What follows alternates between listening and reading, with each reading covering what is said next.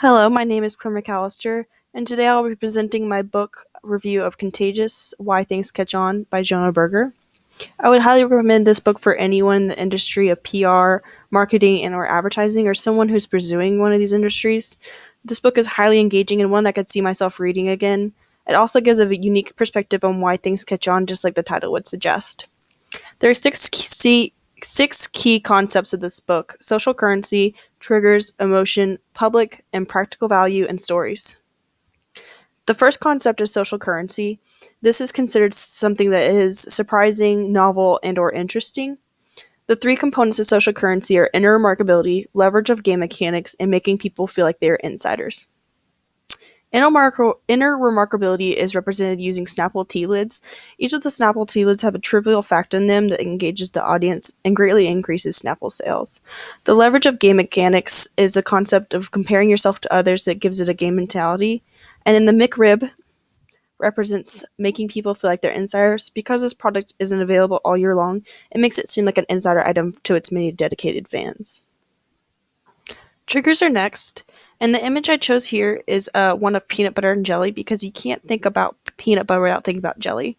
This is the same idea behind a trigger. People associate things with one another, so make sure to take full advantage and know what your trigger words are behind any idea or product you're looking to get caught on.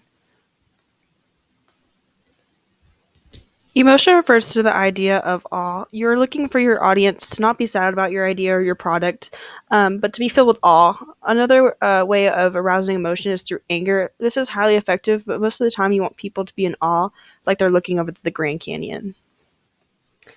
Public contains the idea of social proof, and this is why places have lines outside the door and others will just be completely empty, because humans have a tendency to have a herding effect.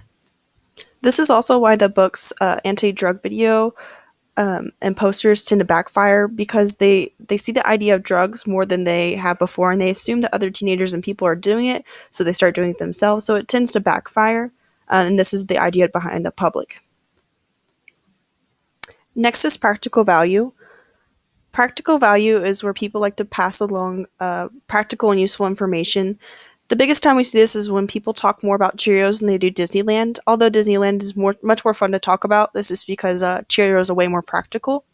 You also see this concept a lot in infomercials where they say an item is a $100 value, but for you it's only $49.99. This is a practical value.